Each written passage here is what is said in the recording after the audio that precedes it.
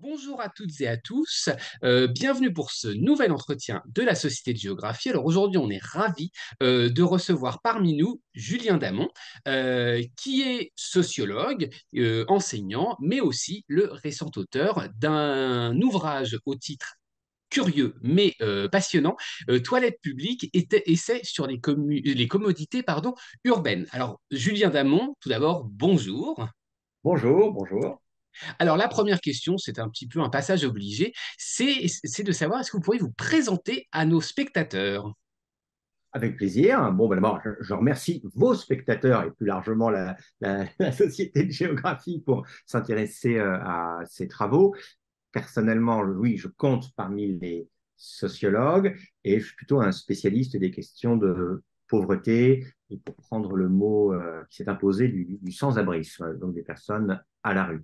Et j'exerce en effet en enseignant à Sciences Po et beaucoup plus d'ailleurs maintenant à l'École nationale supérieure de sécurité sociale, que vous ne connaissez pas tous forcément, qui est l'EN3S, l'École nationale supérieure de sécurité sociale, et qui forme les dirigeants des caisses d'allocation familiale, caisses d'assurance maladie, caisses de retraite. Ça, c'est du côté, on dépense des sous, mais aussi des URSSAF pour récolter les sous. Et tout ceci est très éloigné des toilettes publiques. Alors, comme je disais en introduction, vous êtes l'auteur en 2023 aux presses de Sciences Po d'un ouvrage qui s'appelle Toilettes publiques, essai sur les commodités, pardon, je vais y arriver, urbaines. Alors, je pense que ma première question, tout le monde doit vous la poser, c'est comment est-ce qu'un sociologue en vient à s'intéresser à cette thématique des toilettes publiques? Eh bien, la réponse est très simple. Moi, j'ai fait ma thèse sur les sans-abri il y a bien longtemps. Et les sans-abri, c'est un sujet d'hébergement, c'est un sujet de redistribution, mais c'est un sujet au quotidien de vie digne et de difficulté de vivre à la rue. Et évidemment, se pose la question assez basique des besoins fondamentaux et de la façon dont on peut les satisfaire. Et donc, oui, il y a une trentaine d'années, quand je m'intéressais aux sans-abri concrètement dans la rue ou dans les gares, le sujet se posait de la sorte. Et deuxième chose, euh, au-delà d'une thèse sur les sans-abri, c'est que j'ai toujours été marqué, il y a une trentaine d'années, ou il y a une quarantaine d'années, et maintenant encore au quotidien, par les différences de taille des files d'attente pour les dames et pour les messieurs devant les toilettes. C'est une expression extrêmement concrète des inégalités hommes-femmes. Donc voici deux raisons assez concrètes pour lesquelles je me suis intéressé à ce thème qui à la fois peut paraître souriant ou saugrenu, versé dans la gaudriole, et à l'inverse, est un sujet extrêmement sérieux de dignité humaine, d'égalité femmes-hommes, d'histoire d'aménagement urbain, de diversité géographique des territoires, et un sujet assez captivant, je trouve. Alors, j'avais une question aujourd'hui dans nos sociétés modernes, européennes, je parle de la France, hein, je prends vraiment un point de vue français.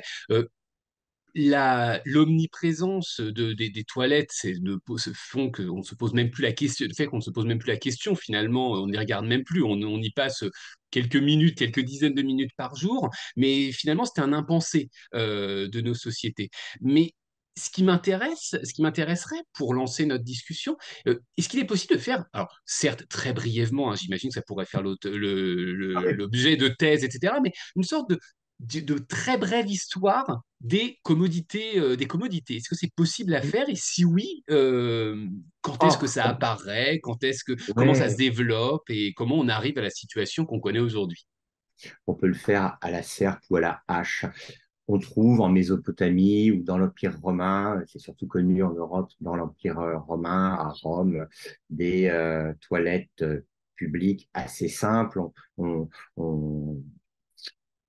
pense que l'empereur Vespasien aurait prononcé cette phrase célèbre, l'argent n'a pas d'odeur, parce qu'en effet, il a mis en place une taxe sur la collecte des urines qui servait aux tanneurs pour travailler leur peau. Et on a ainsi organisé dans les villes prémodernes des systèmes de collecte des eaux usées, qui étaient réutilisées d'ailleurs assez systématiquement pour de l'activité artisanale, je pense aux tanneurs, mais surtout pour de l'activité agricole. On a mis en place même à Rome les premières bases de systèmes d'évacuation à côté des systèmes de collecte d'eau pour faire des égouts. Il y a une histoire qui est très ancienne. Il y a tout un Moyen Âge pendant lequel, sans montrer du doigt le Moyen Âge, il y a peu d'innovation en la matière. Et puis, il y a avec l'industrialisation et l'urbanisation tous les dangers de la densité et de la proximité qui font que on innove. On innove parce que les odeurs sont désagréables. On innove aussi parce que les maladies deviennent extrêmement problématique, sans que l'on sache, d'ailleurs, au tout départ, que la révolution pasteurienne n'est pas encore passée. Hein, on pensait bien que c'était les odeurs qui étaient problématiques. On met en place des systèmes d'égout de grande capacité à Londres d'abord, à Paris ensuite. Donc là, j'en suis à Haussmann, tandis que dans les appartements privés, en tout cas dans les logements privatifs, se développent des offices particuliers que sont ce que les Britanniques ont appelé les WC. Et se déploient progressivement ces inventions. Alors, je vous parle là, quand on parle des WC dans les établissements privés, dans les établissements humains au sens de l'ONU, donc dans les logements, dans l'espace public, on aménage l'espace public afin que les hommes, pour les femmes, c'est un autre sujet. Elles avaient moins accès à l'espace public, mais que les hommes puissent se soulager. Et donc, la ville lumière, Paris, est particulière en la matière avec la création de ces Vespasiennes que le préfet Rambuteau a ainsi baptisé ou fait baptiser, dit-on, parce que sinon ce serait appelé des colonnes Rambuteau et c'était pas terrible pour son image. En tout cas, se déploie une offre de toilettes publiques qui a la singularité dans l'espace public d'être réservée globalement aux messieurs. Pour les dames, on crée autre chose plus tard, à la toute fin du 19e siècle, c'est des chalets de nécessité où l'on peut agir autrement en s'asseyant. Et jusque à l'après-guerre en France, et dans les grandes villes occidentales, c'est un peu la même chose. Vous avez cette offre de toilettes publiques qui vient pallier quelque chose d'important, c'est que il n'y avait pas une offre complète dans les logements privés. À partir de l'après-guerre, grande période de reconstruction et d'accès aux sanitaires, on développe vraiment beaucoup la qualité des logements et parallèlement, ce qui auparavant était vu comme une nécessité devient quelque chose montré du doigt comme inesthétique ou lieu propice à des comportements inappropriés, prostitution, drogue, rencontres et amours homosexuels, etc. Donc, ça tombe en désuétude. Et jusqu'aux années 1980, en réalité, vous avez comme ça un espace public qui se déséquipe. Et à partir de 1980, vous avez une révolution qui est liée à une start-up française, pour prendre un terme qui n'est pas parfaitement adapté, mais qui est que Jean-Claude Decaux, qui a inventé le système de mobilier urbain contemporain, la société Jean-Claude Decaux, invente des sanitaires à nettoyage automatique. Alors, on les apprécie ou non, on les emploie ou non, hein, mais qui permettent à hommes et femmes et à égalité de les utiliser, et qui sont des endroits propres et à peu près sécurisés. Donc, il y a un retour des toilettes publiques à partir des années 80.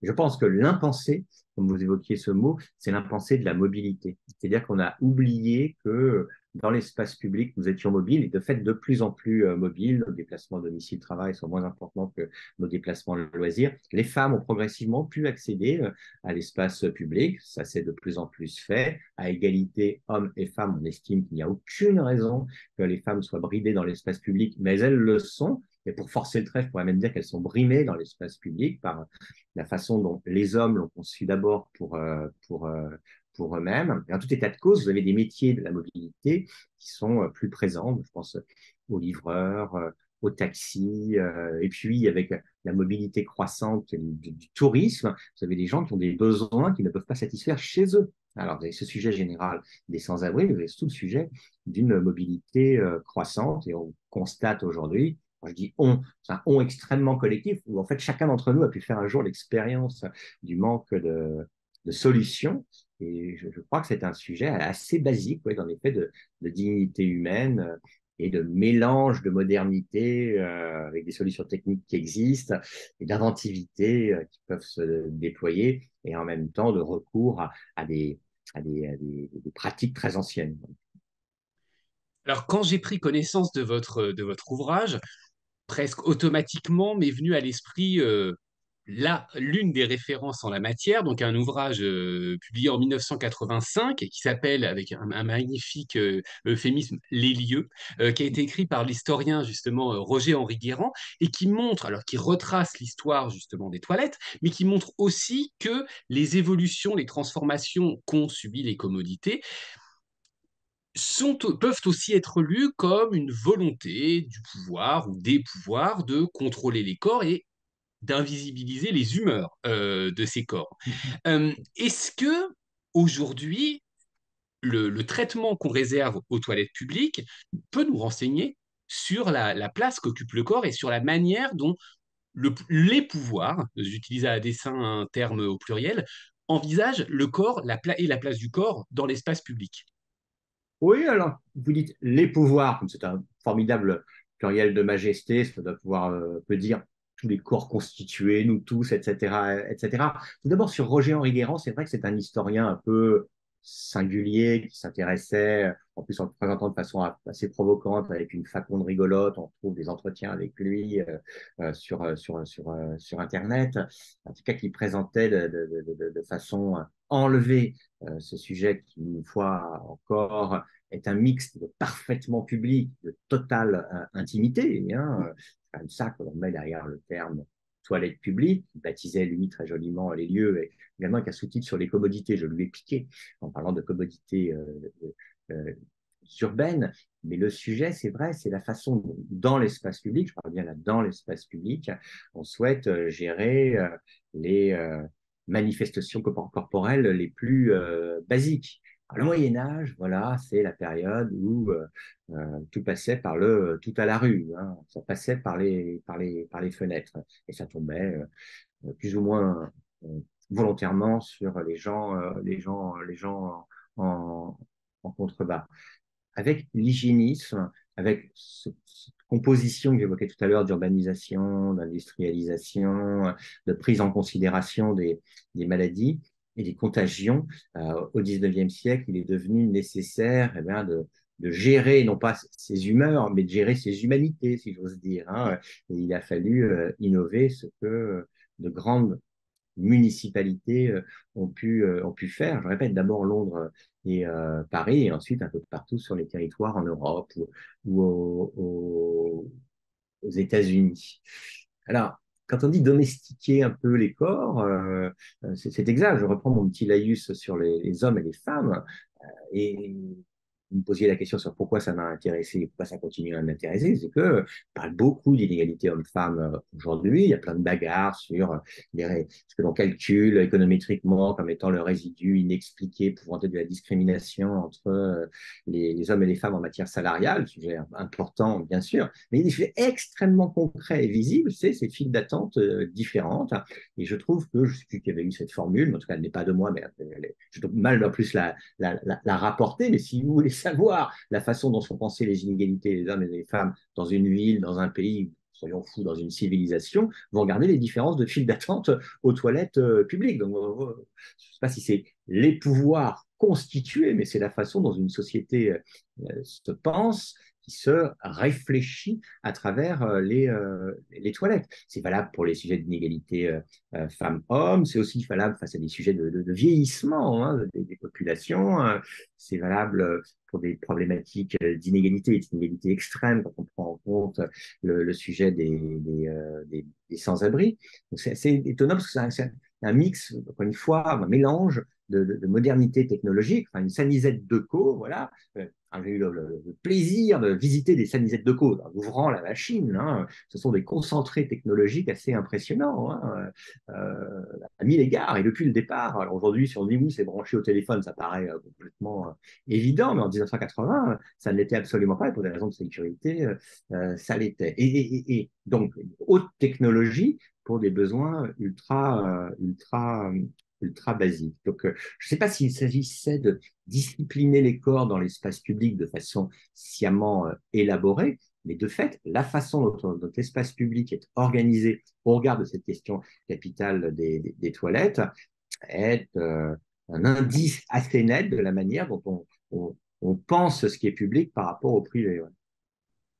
Depuis le début, vous en parlez. La question qui vous intéresse à travers les toilettes, c'est aussi la question de leur accès. Alors là, vous nous en avez parlé beaucoup à l'échelle locale, presque à l'échelle du quartier, mais si on prend un petit peu de hauteur, si on considère la petite échelle et à l'échelle globale, euh, Hmm.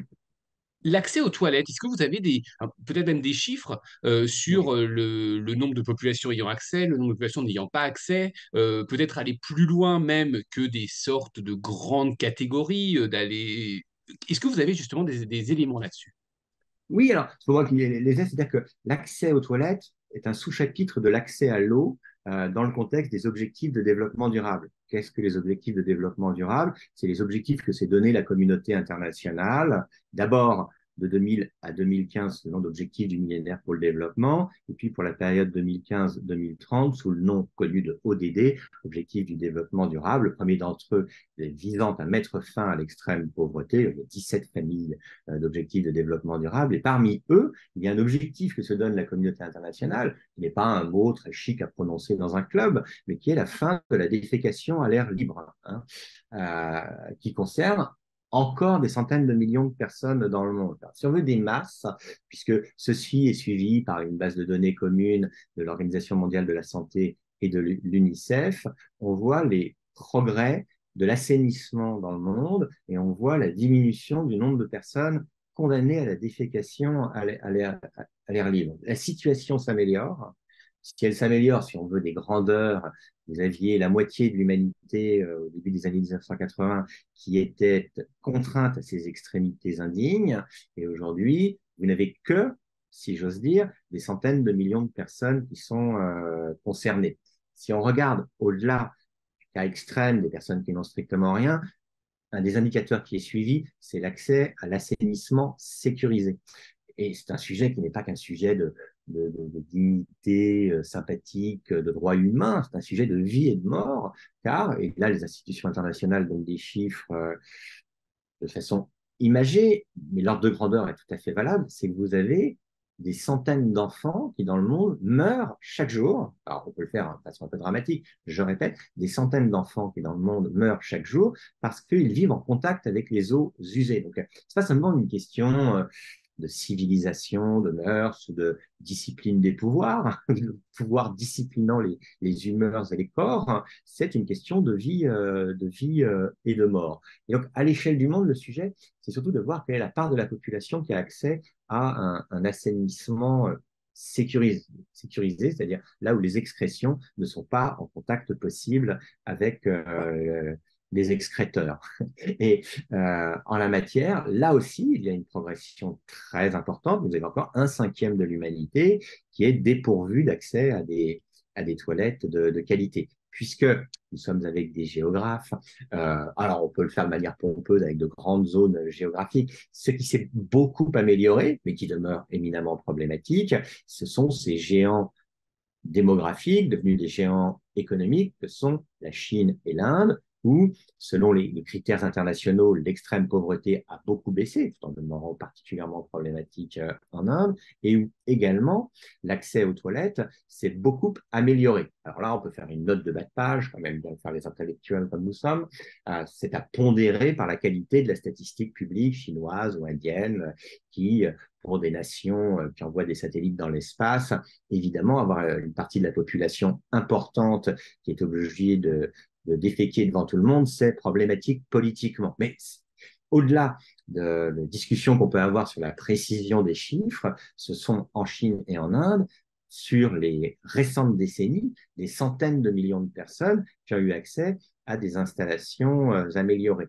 En revanche, dans certaines autres parties du monde, en Afrique subsaharienne, par exemple, c'est l'ordre du poncif que de l'évoquer, les progrès sont bien moins sensibles, je le dis de façon diplomatique. Dans les autres contextes, je pense moi au contexte des villes riches, qu'elles soient asiatiques, occidentales ou sud-américaines, se posent de nouveaux problèmes parce que ceci devient parfaitement inacceptable le fait que les gens soient condamnés à ne pas avoir accès aux toilettes, ceci devient parfaitement inacceptable socialement. Et avec un point singulier que j'avais juste dont j'avais juste dit un mot, c'est qu'avec le vieillissement des populations, ceci va devenir un sujet toujours plus préoccupant. Si on veut que les personnes âgées, que nous deviendrons tous et toutes, continuent à fréquenter l'espace public, il faut davantage de services dans ces espaces publics. Et je le dis de façon peut-être un peu ironique, mais sérieuse, comme c'est un sujet, quand on l'évoque, qui est vu un peu comme secondaire, notamment par les messieurs quand on l'évoque, le sujet de la prostate n'est pas du tout un sujet secondaire pour les messieurs vieillissants. Et c'est quand même parfaitement indigne pour une femme en général, et pour les hommes en général, mais ils se prennent le sujet en pleine figure lorsqu'ils sont contraints de s'accroupir entre deux véhicules. Voilà. Hein, ou lorsque, au-delà d'un virilisme un peu étonnant, ils n'ont pas d'autre solution, il faut se soulager au vu et au su de tout le monde. Donc, le vieillissement est un défi sur ce sujet, mais c'est un défi que l'on peut voir positivement parce que ça va pousser les messieurs plus que les dames à voir ce sujet comme extrêmement important, que ce soit dans le contexte donc, des pays pauvres, dits pauvres, ou des pays riches, vous avez des situations très, très variées, mais qui convergent dans l'idée que c'est un sujet sérieux qu'il faut traiter. Tout comme j'évoquais le fait que ce sont des géographes qui sont intéressés par ce thème-là dans notre discussion ici, c'est vrai que c'est un sujet qui est un sujet de civilisation urbaine, un terme pompeux pour évoquer le fait que en milieu rural, le sujet ne se pose pas du tout de la même manière pour des raisons qui sont parfaitement évidentes, qui n'est pas nécessaire de développer. Et donc, l'urbanisation croissante aujourd'hui fait que ce thème, qui a pu être traité pour mettre fin au choléra dans les grandes villes européennes, occidentales au XIXe siècle, est un sujet qui rattrape les grandes métropoles des pays en développement et singulièrement les bidonvilles. Sauf que j'avais eu l'occasion de faire une sorte de tour du monde des bidonvilles sur les différents continents. Et là, le thème de l'accès à des installations basiques est aussi un des thèmes premiers, comme pour les sans-abri dans les grandes villes occidentales. Alors là, j'ai fait un grand tour du monde sur ce thème, mais pour souligner combien, sous des intensités variées, vous avez là un problème clé pour l'humanité. Et une autre thématique que vous abordez qui m'a beaucoup étonné, enfin intéressé et étonné, c'est celle des conséquences économiques pour des individus ou des populations d'un accès difficile aux toilettes. Alors pourquoi est-ce Oui. que avoir un accès difficile aux toilettes peut avoir des conséquences économiques et quel type de conséquences économiques? Alors, je ne saurais les lister là, avec un PowerPoint et plusieurs points, mais je vais vous en donner plusieurs illustrations qui me viennent à l'esprit pour répondre à votre question. La première illustration, c'est sur la scolarisation. Euh, la scolarisation, en particulier des jeunes filles, est d'autant plus problématique qu'il n'y a pas de toilettes. Je ne parle pas là ni de Ploemeur-Bedou, ni de Quimper, ni de Cannes, je ne vais pas vous faire les 36 000 communes, mais dans les pays en développement, vous avez des études économétriques qui soulignent combien, toutes choses égales par ailleurs, l'absence de toilettes conduit une partie des jeunes filles à limiter leur scolarisation, voire à abandonner leur scolarité, ce qui, par la suite, a un impact sur le PIB du pays, parce que ça a un impact négatif sur le revenu de ces jeunes filles. Donc, premier élément. Le deuxième élément, c'est que quand vous n'êtes pas à l'aise pour travailler, en l'espèce avec ces problèmes de toilette, alors pas à l'aise, ça veut dire que vous pouvez être gêné, mais ça veut dire aussi que vous pouvez être en danger et que vous pouvez tomber malade. Donc vous avez des études menées en particulier par la Banque mondiale qui montrent combien ces maladies et ces gènes ont un impact sur la productivité individuelle. Et vous sommez ces impacts sur la productivité individuelle, vous avez un impact sur la productivité collective. Alors, j'ai jamais vu une étude qui fasse le calcul à absence de toilette, voici le manque à gagner général. En revanche, j'ai vu des études, il y en a plein, qui évoquent les chiffres magiques en la matière, le fait qu'un dollar investi dans des toilettes, à long terme, fait 5 dollars collectivement. Alors, c'est des chiffres un peu magiques au sens où c'est pas parce qu'on va mettre 1 milliard dans des toilettes que ça fera 5 milliards immédiatement, mais c'est des études qui localement, alors vous avez même notre prix Nobel récente d'économie, Esther Duflo, qui a participé à ces études et qui montre que c'est un investissement rentable. Alors, il n'y a pas ces études qui sont faites dans le contexte français, hein, mais le contexte français en matière de, de toilettes fait que le droit du travail, par exemple, est un des plus divers sur la question des toilettes et que ceci est à peu près bien organisé partout. Pour les travailleurs salariés, pour les autres, les indépendants, ou pour les usagers qui peuvent être des élèves dans des classes, dans des écoles, qui peuvent être des clients dans des supermarchés, c'est vraiment pas encore parfait. Il y a des études précises là-dessus qui montrent que ce sont les problèmes des gens. Et à l'échelle du monde, c'est plutôt l'absence générale de toilettes privées, privatives, on va dire, et publiques, sur lesquelles vous avez ces études économiques qui montrent combien investir dans les toilettes a quelque chose de rationnel. Bon, si on veut retenir le chiffre de 1 $ pour 5, on est content. Je pense que ce sont des petits chiffrages politiques. Ça donne une idée de quelque chose de bien simple, c'est qu'il est rentable de passer par de l'investissement public en la matière. Aussi, vous avez insisté dans la deuxième partie de votre ouvrage, enfin, il y a plusieurs chapitres, mais la deuxième partie de votre ouvrage, sur la dimension éminemment environnementale, durable de votre objet d'étude.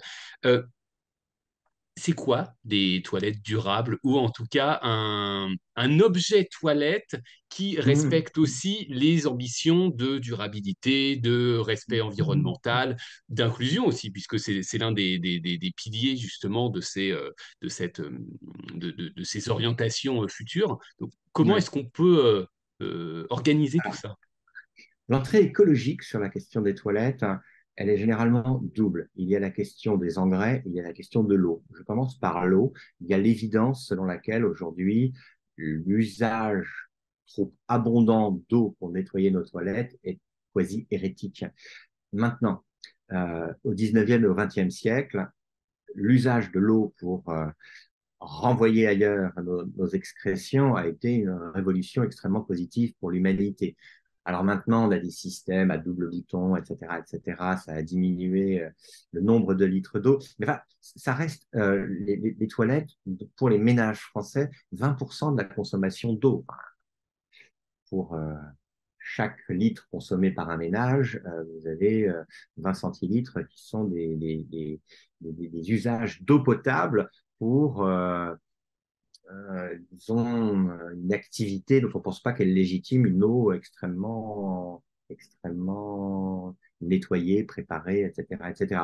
D'où beaucoup de réflexions dans les pays comme le nôtre pour faire dériver, par exemple, les eaux pluviales vers euh, nos toilettes, pour utiliser les eaux grises de nos machines à laver plutôt que de repasser par de l'eau potable. Ceci n'est pas d'une nouveauté extraordinaire hein, pour ceux qui connaissent la matière, mais ça prend de plus en plus d'importance. Ça, c'est dans les pays riches. Dans les pays pauvres, le sujet est que il ne va pas paraître nécessaire, ça peut intéresser les géographes, de passer par les grands réseaux d'égouts. Ça peut même paraître, utilisant le terme tout à l'heure, hérétique que de vouloir trop employer cette ressource de plus en plus rare qu'est l'eau pour ces usages. On va plus passer par des toilettes sèches. Alors, je sais qu'il y a 1000 débats techniques d'acceptation sociale sur les toilettes sèches dans les immeubles haussmanniens, parce que ça revient en gros à des systèmes modernisés de pots de chambre. Hein, donc ça ne passera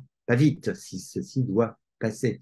En revanche, dans les pays dans lesquels les systèmes d'égout, de nettoyage par l'eau ne sont pas encore implantés ou ne sont pas encore très diffusés, les systèmes de toilettes sèches sont les systèmes les plus intelligents à déployer. C'est compliqué parce qu'il y a à la fois mettre en place des toilettes, ce qui a un coût, qui peut être compliqué, et il y a les usages de ces toilettes et la maintenance de ces toilettes. Le véritable coût pour la collectivité, pour tout le monde d'ailleurs, c'est pas d'avoir des toilettes, c'est de les employer de façon à ce qu'elles soient toujours accueillantes pour celui qui en aura besoin. Et pour les toilettes sèches, c'est encore plus compliqué que pour les toilettes humides. Alors, je disais ça, il y a le sujet de l'eau. Il y a un deuxième sujet, c'est le sujet de la récupération et de l'engrais. À l'échelle de l'histoire, eh ben, nos déjections ont toujours été considérées comme des engrais de qualité. Alors, ça ne l'a plus été depuis on va dire la fin du 19e siècle. Hein. Et encore au 19e siècle, vous aviez des spécialistes de la récupération qui prenaient nos déjections séchées et en faisaient ce qui était appelé de la poudrette, qui était prisée de la périphérie des grandes villes, enfin, dans la périphérie des grandes villes par les agriculteurs. Et un des grands sujets, alors ceux qui ont leur système de compost, savent que l'on peut innover en la matière, pas forcément encore avec nos seaux de déjection, c'est bien de cela qu'il s'agit, mais s'il s'agit bien de cela, c'est aussi ce vers quoi on peut progressivement aller. Et pour le faire de façon plus générale, le réemploi en circuit court de nos matières maudites est quelque chose qui va recouvrir, enfin qui recouvre d'ailleurs déjà une certaine modernité. Alors j'aime bien raconter ça aussi sur le plan ultra technologique. Hein. Un des très bons ambassadeurs de la cause des toilettes, c'est Matt Damon dans Seul sur Mars, qui a survécu grâce à ses quelques patates et à ses engrais personnels. C'est plus concrètement, moins dans la fiction, ce que Bill Gates, qu'on l'apprécie ou non, avec sa fondation, développe comme solution ultra technologique dans le monde en développement. D'abord en Chine et en Inde, quand on les disait encore du monde en développement, maintenant en Afrique, pour avoir des systèmes peut-être trop technologiques d'ailleurs, de refiltrage et de réusage des urines. Alors, on voit l'homme le plus riche du monde avec dans une main un tube de matière fécale, dans l'autre de l'eau qui provient des urines. Certains en sourient, certains prennent un air dégoûté, d'autres, et dont je suis, sans en fait là, tapant dans leurs petites mains, estiment que ce sont des sujets très importants et ce sont des sujets, puisque vous posiez la question, parfaitement écologiques, de circuits courts, nous concernant tous, affectant des ressources rares, permettant d'innover par du retour à du passé, et d'innover aussi par du recours à de la technologie. Donc, les toilettes et les développements, les transformations, la modernisation des toilettes va à terme peut-être sauver l'humanité. C'est un peu ce que vous, c'est un peu ce que vous appelez de Ouais, vos voeux à la fin avec quelques idées, recommandations ouais, pour valoriser de nouveaux modèles et qui soient, comme on l'a dit, plus écologiques, plus durables, c'est ça? ouais. Ouais. Alors oui, alors sauver l'humanité, bon, c'est bien ce serait bien pour être présomptueux, etc. En tout état de cause, je pense que d'abord prendre ce sujet des toilettes, ça permet de tirer les fils de pas mal d'autres sujets. On l'a vu sur le plan des inégalités sociales ou géographiques. Eh bien, on peut le voir sur le plan euh, écologique, il est tout à fait exact. On a là, avec le thème discuté des toilettes sèches, par exemple, des innovations possibles, intelligentes, un peu partout. Sauver l'humanité, en tout cas, c'est faire atteindre un niveau de salubrité et de dignité basique à une partie de l'humanité, celle qui aujourd'hui rencontre les difficultés majeures. Après, vous avez des sujets de conduite dans l'espace public qui sont problématiques. Alors là, puisque nous sommes entre Français dans la discussion, en tout cas, société géographique française, vous noterez que quand vous voyez des gens se soulager dehors, c'est dans 97% des cas, j'exagère, c'est 87%, dans l'extrême majorité des cas, des messieurs. Et il n'y a rien qui naturellement commande qu'il n'y ait que les messieurs ou presque qui se soulagent dans l'espace public. C'est un sujet de conduite et de conduite civilisée. Donc je trouve que si on devait prendre la notion qui aujourd'hui fait controverse de décivilisation, recivilisation, bah, débutons par des choses très concrètes, sans polémique, recivilisons par les toilettes. Ça ne sauvera pas l'humanité, mais en tout cas, ça peut la civiliser au sens le plus noble du terme. Alors vraiment, je conseille à nos spectateurs de se procurer et de lire l'ouvrage de Julien Damon, Toilettes publiques, essai sur les commodités urbaines, qui est un livre absolument passionnant, qui ouvre des horizons et des perspectives que pour ma part, je n'avais absolument jamais eues. Donc Julien Damon, vraiment, merci beaucoup pour votre participation. Non, mais merci à vous pour votre intérêt sympathique et dynamique.